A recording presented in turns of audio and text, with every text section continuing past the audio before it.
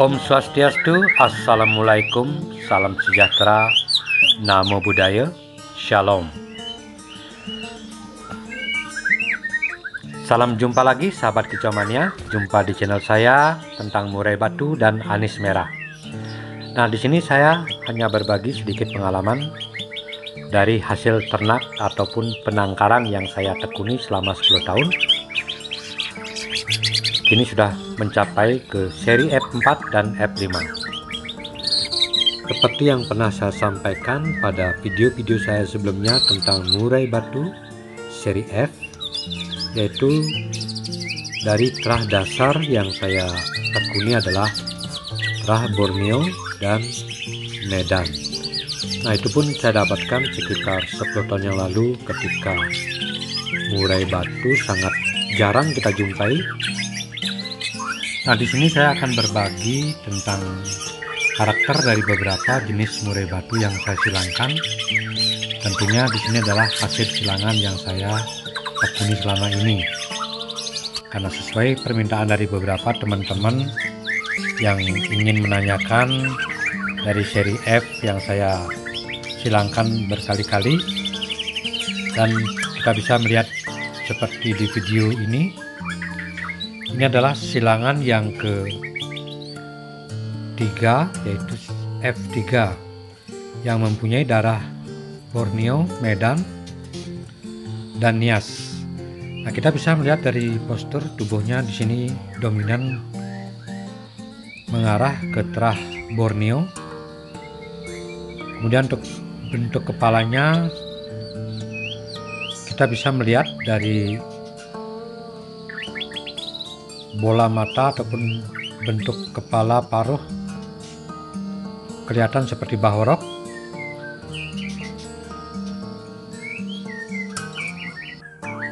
Perlu juga saya sampaikan di sini dalam memahami ataupun membedakan karakter dari masing-masing burung, terutama silangan dari beberapa jenis murai batu. Karena hasil dari silangan semuanya berbeda. Kadang-kadang kita bisa mendapat yang jackpot atau istilahnya yang sesuai dengan harapan, tetapi dalam satu keturunan ataupun satu periode ketika murai batu tersebut produksi, di antara anakan dari satu induk, karena silangan dari F3 yang saya miliki di sini ada yang telah Borneo, Medan Bahorok, Nias, dan semi import. Kadang-kadang juga ada yang memiliki ekor panjang, ada pun yang pendek. Nah, jadi patokannya di sini adalah untuk memilih murai batu yang seri F, kita tidak perlu berpatokan pada ekor. Dari 4 karakter murai tersebut, di sini saya menyilangkan dari dasar murai batu Borneo dan Medan, kemudian menjadi F1 yaitu Bordan, kemudian selanjutnya saya silangkan lagi dengan Nias yang mempunyai ekor hitam, itu adalah murai Nias, dan selanjutnya saya silangkan dengan murai batu Bahorok, serta yang terakhir dengan murai batu semi import. Nah, di sini juga teman-teman ada beberapa yang belum tahu semi import adalah hasil dari silangan murai batu lokal dengan murai batu import yang katanya berasal dari Thailand. Bahkan beberapa ada yang berasal dari Singapura. Nah, itulah yang membingungkan kadang-kadang bagi pemula ataupun saya sendiri, karena di Singapura kita ketahui di sana tidak ada hutan, tetapi mereka bisa mengklaim dengan nama murai batu import dengan nama murai batu Singapura. Nah, karena harga dari murai tersebut sangat mahal, kemudian kebanyakan hasil dari silangan murai batu import atau Singapura, Thailand, mereka silangkan dengan murai batu lokal sehingga menghasilkan ekor yang semi. Biasanya kalau import tentu memiliki ekor di atas 27 sampai 30 cm. Kemudian setelah disilangkan dengan murai batu lokal, kebanyakan murai tersebut dari ekor 26 ke bawah sampai bisa juga 22, 23, 24. Kita bisa menyebutkan dengan nama murai batu semi import. Nah, untuk yang betina sebagian besar juga ukuran ataupun panjang dari ekor betina yaitu dari 15 cm sampai 17 cm. Kita sudah bisa mengkategorikan sebagai murai batu semi import. Nah, di sini saya menyilangkan untuk yang terakhir karena murai batu saya sebagian besar memiliki ekor yang tidak terlalu panjang, yaitu rata-rata di bawah 20 cm, bahkan ada juga yang 17. Nah, di sini saya tidak membahas masalah ekor karena semua juga tergantung dari terah yang menurun. Kalaupun kita silangkan dari beberapa hasil murai batu yang silang kali silang juga bisa menghasilkan ekor panjang. Nah, itu adalah hal yang tidak terlalu penting buat saya karena murai batu yang saya ternak di sini adalah murai batu yang digunakan ataupun khusus untuk lomba. Nah, setelah hasil silangan tersebut, di sini saya bisa menjelaskan sedikit dari beberapa hasil silangan, yaitu dari F1, kemudian F2, F3 sampai F4. Nah, sahabat kicamania bisa lihat di sini yang di sebelah kiri adalah hasil silangan dari Borneo ataupun murai batu Kalimantan silangkan dengan Medan menghasilkan F1 yang sebelah kiri. Yang di sebelah kanan adalah murai batu Nias yang disilangkan dengan Medan sehingga menghasilkan noktah atau kadang-kadang juga bisa menjadi balak. Semua tergantung dari terah yang menurun karena seperti yang saya sampaikan sebelumnya, hasilnya tidak sama. Kadang-kadang kita bisa mendapatkan full hitam, ada juga noktah ataupun balak. Itu yang silangan dari Nias dan Medan. Nah, kemudian ini adalah sudah hasil dari murai batu F4 yang tadinya dari kedua indukan tadi saya silangkan lagi sampai sekarang sudah mencapai ke F4. Kita bisa lihat di sini dari perpaduan murai batu Borneo, Medan. Kita bisa lihat dari karakter hampir mirip dengan Borneo. Dan di sini seperti yang saya sampaikan, hasilnya tidak sama. Ada yang istimewa ataupun ada yang macul-macul, ada yang sujud. Semua juga tergantung dari terah yang menurun dari indukan sebelumnya. Nah, karena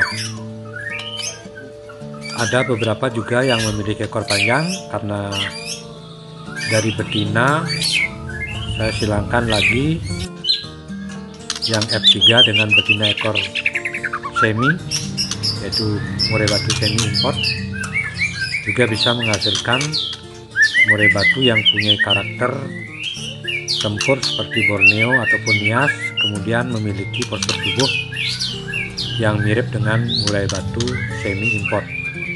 Karena semua juga tergantung dari terah yang menurun ke generasi berikutnya, bisa juga panjang ataupun pendek.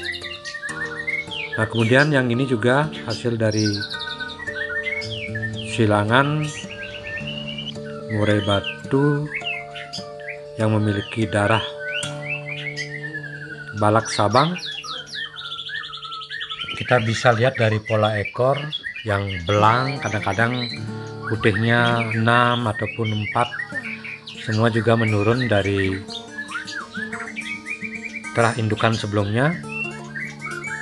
Jadi kesimpulannya, untuk menyilangkan kita bisa mengambil dari jantan F3. Kemudian untuk membuat variasi, kita kita ambil betina. Untuk mencetak F4 nya kita bisa mengambil betina dari silangan Borneo ataupun balak semi import dan bahorok. Di sini saya hanya sampaikan dari hasil silangan yang saya tekuni, bukan maksud saya ataupun menggurui siapapun dalam silangan, karena tentu saja untuk mengurai batu di sini kita bisa menginovasi ataupun membuat silangan dari beberapa trah murai batu yang ada di negara kita. Tentu membutuhkan waktu yang cukup panjang. Nah, di sini saya hanya memberikan sedikit gambaran tentang beberapa jenis murai batu silangan yang sahabat kejamannya perlu juga ketahui. Sebagian besar postingan di beberapa sosial media, ada beberapa postingan yang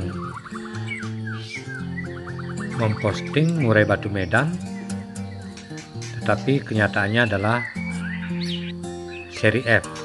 Nah, itulah yang sering membingungkan, karena juga si penjual mungkin dia membeli dari seseorang, kemudian dijual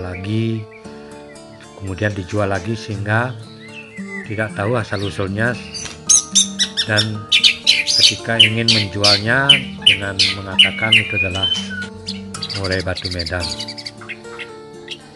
Di sini saya hanya menyampaikan untuk murai batu seri F, karena ini adalah hasil dari silangan murai batu yang saya tekuni, sehingga saya mempunyai alasan bisa menjelaskan kepada para peminang ataupun yang akan dihibahkan dari indukan. Tentunya saya sudah tahu ini adalah hasil dari beberapa gabungan ataupun hasil persilangan murai batu lokal Indonesia. Bukan maksud menggurui siapapun, saya hanya berbagi dari pengalaman murai batu silangan hasil dari ternak yang kini juga sudah mencapai ke seri F5. Demikian sahabat kejamannya, semoga bisa menjadi patokan dalam memilih murai batu, karena dalam pemilihan burung silangan amatlah sulit. Kalau belum paham, bisa ditanyakan kepada si peternak. Sampai jumpa pada video saya yang akan datang tentang anis merah dan murai batu. Terima kasih.